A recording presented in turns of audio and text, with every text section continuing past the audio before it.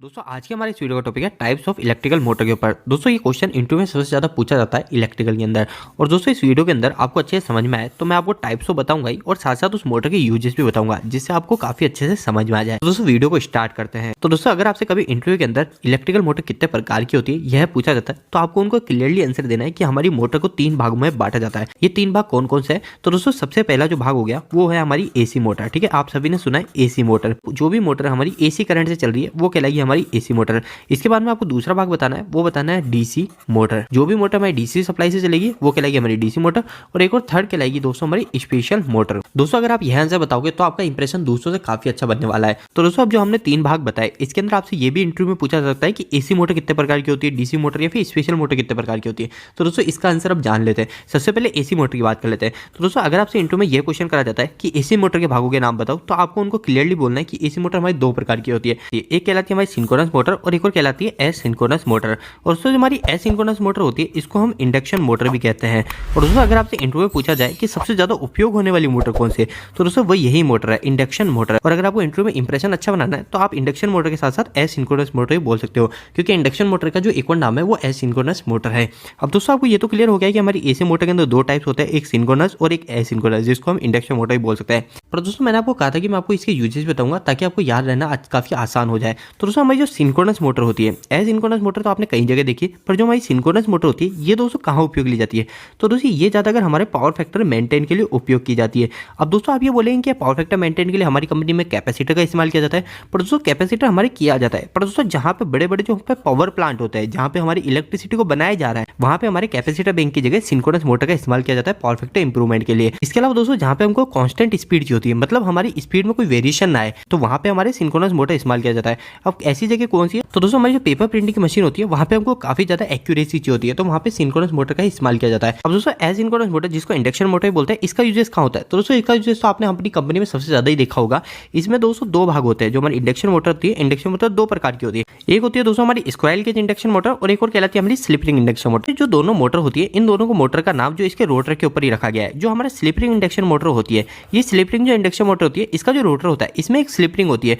ये slip ring motor उस जगह लगाई जाती है जहाँ पे हमको स्टार्टिंग में काफी ज्यादा हाई टॉर्क की जरूरत होती है। जैसा आपने देखी हमारी क्रेन जो होती है, उस क्रेन के अंदर जो होस्टिंग के लिए, जो हमारा वेट लिफ्टिंग के लिए हमको उठाना या नीचे करना होता है, वहां पे हम अधिकतर स्लिप रिंग इंडक्शन मोटर का ही उपयोग करते हैं। अब दोस्तों एसी मोटर के बाद में हम बात कर लेते हैं डीसी मोटर की। अगर आपसे इंटरव्यू पूछा जाता है कि डीसी मोटर कितने प्रकार की होती है तो दोस्तों उस समय आपको आंसर देना है हमारी डीसी मोटर को 4 भागों में बांटा जाता है। नंबर 1 है दोस्तों डीसी शंट मोटर। अब दोस्तों डीसी शंट मोटर कौन सी है? हमारी दोस्तों जितनी भी आपको कहीं पे डीसी मोटर मिलेगी ना, उसमें आप ये समझ लीजिए 80% जो चांस होंगे वो डीसी शंट मोटर के होंगे, क्योंकि डीसी शंट मोटर सबसे ज्यादा उपयोग की जाने वाली मोटर है डीसी में। और दोस्तों ये जो डीसी मोटर है इसका इस्तेमाल आपने कहाँ पे देखा होगा? तो हमारे डीसी के जो फैन होता है वहां पे हमारी डीसी शंट मोटर का उपयोग किया जाता है। इसके अलावा आपने जो लेथ मशीन देखी है, उस लेथ मशीन के अंदर भी जो मोटर इस्तेमाल की जाती है डीसी की, वो डीसी शंट मोटर ही कहलाती है। इसके बाद में दोस्तों डीसी मोटर का सेकंड टाइप जो है वो है डीसी सीरीज मोटर। अभी डीसी सीरीज मोटर कहाँ पे इस्तेमाल की जाती है? दोस्तों हमारी जो डीसी सीरीज मोटर होती है, इस सीरीज मोटर को आप याद रखेंगे वहां से जहां से हमारे लिफ्टर जो होते हैं, एलिवेटर जो होते हैं, आप मॉल गए तो मॉल के अंदर आपने देखा है एलिवेटर लगे होते हैं जो हमको नीचे से ऊपर लेके जाते हैं। तो दोस्तों वहां पे क्या परमानेंट वेट जुड़ा होता है। तो दोस्तों जहां पे परमानेंट वेट जुड़ा होता है, जहां पे हमारी मोटर पे परमानेंट लोड रहेगा, वहां पे हम डीसी सीरीज मोटर का इस्तेमाल करते हैं। इसके अलावा दोस्तों आप एक चीज ध्यान रखिएगा, इंटरव्यू के अंदर आपसे ये भी क्वेश्चन किया जा सकता है, जो पुराने रेल के इंजन होते थे उसमें भी हम डीसी सीरीज मोटर का इस्तेमाल करते थे, पर आजकल के इंजन में हमारे एसी इंडक्शन मोटर का इस्तेमाल किया जाता है। अब दोस्तों डीसी मोटर के थर्ड टाइप की बात कर लेते हैं, जो कि है कंपाउंड मोटर। जो दोस्तों जो डीसी मोटर के अंदर कंपाउंड मोटर का नाम लिया जाता है, ये सबसे ज्यादा कम उपयोग में लेने वाली डीसी मोटर होती है। आपको ये बहुत ही कम जगह दिखेगी या फिर दिखेगी ही नहीं। इसके बाद में दोस्तों डीसी मोटर के लास्ट पार्ट की बात कर लेते हैं, डीसी परमानेंट मैग्नेट मोटर। तो दोस्तों मैंने चारों पॉइंट आपको बता दिए डीसी मोटर के अंदर, 1 2 3 4। और दोस्तों डीसी परमानेंट मैग्नेट मोटर का उपयोग कहाँ किया जाता है?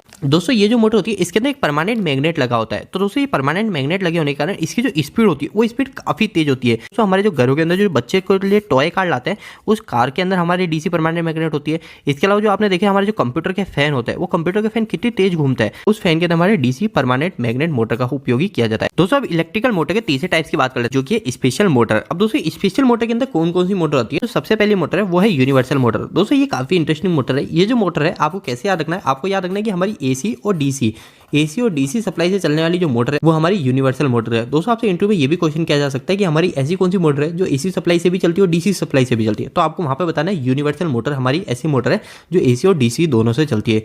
इसके बाद में स्पेशल मोटर का जो दूसरा टाइप्स है वो है स्टेपर मोटर। अब ये स्टेपर मोटर कौन सी? तो दोस्तों स्टेपर मोटर का इस्तेमाल उस जगह किया जाता है जहां पे हमारा जो रोटेशन होता है वो रोटेशन फिक्स होता है। रोटेशन फिक्स का मतलब जैसे दोस्तों आपने देखा है कोई मशीन ऐसी आती है जो जैसे ये सामान है, इस सामान को उठा के वो इस जगह रख देगी, ठीक है, फिर वापस इस सामान को उठा के इस जगह रख देगी, तो उसका जो रोटेशन है वो रोटेशन फिक्स है, वो यहाँ से उठाएगी और यहाँ पे रखेगी। तो ऐसी जगह दोस्तों हमारे स्टेपर मोटर का इस्तेमाल किया जाता है। और दोस्तों स्पेशल मोटर जो होती है इसका इस्तेमाल हमारे रोबोट के अंदर भी किया जाता है। दोस्तों स्पेशल मोटर का जो थर्ड पार्ट है वो है सर्वो मोटर। दोस्तों सर्वो मोटर की एक खास बात यह है कि सर्वो मोटर के इस्तेमाल के लिए हमको एक सर्वो वीएफडी भी लगानी पड़ती है। और दोस्तों सर्वो मोटर का इस्तेमाल भी कई जगह किया जाता है जहां पे हमको फिक्स स्पीड चाहिए होती है या फिर हमारा जो रोटेशन है वो रोटेशन बिल्कुल फिक्स चाहिए होता है, बिल्कुल जहां पे हमको एक्यूरेसी चाहिए होती है वहां पे भी हम सर्वो मोटर का इस्तेमाल करते हैं। इसके अलावा दोस्तों जो रोबोट होता है रोबोट के अंदर भी सर्वो मोटर का भी इस्तेमाल करते हैं। तो स्पेशल मोटर के अंदर जो लास्ट पॉइंट आता है वो आता है दोस्तों ब्रशलेस डीसी मोटर का, ठीक है। ये ब्रशलेस डीसी मोटर जो आती है ये हमारे स्पेशल मोटर के अंदर आती है। दोस्तों ब्रशलेस डीसी मोटर काफी ज्यादा फायदेमंद है। ये क्यों फायदेमंद है? क्योंकि आपको पता है हमारी जो डीसी मोटर होती है, डीसी मोटर की हमारी एफिशिएंसी काफी अच्छी होती है, पर दोस्तों उसके अंदर हमको नुकसान ये होता है कि हमको उसका मेंटेनेंस बार बार करना पड़ता है। और उसके मेंटेनेंस के अंदर सबसे ज्यादा कार्य किया जाता है वो किया जाता है उसके ब्रश को चेंज करना। तो दोस्तों हमारी जो ब्रशलेस डीसी मोटर होती है ये ब्रशलेस डीसी मोटर की एफिशिएंसी काफी अच्छी होती है क्योंकि इस मोटर के अंदर हमको बार बार ब्रश चेंज करने की प्रॉब्लम नहीं होती है। इस मोटर के अंदर ब्रश नहीं लगे होते हैं। दोस्तों इस मोटर को आप फ्यूचर मोटर भी बोल सकते हो क्योंकि इसकी हाई एफिशिएंसी के चलते इस मोटर का काफी ज्यादा भविष्य में इस्तेमाल किया जाएगा। तो दोस्तों उम्मीद है कि आज आपके टाइप्स ऑफ इलेक्ट्रिकल मोटर्स जुड़े सवालों के जवाब मिल गए होंगे।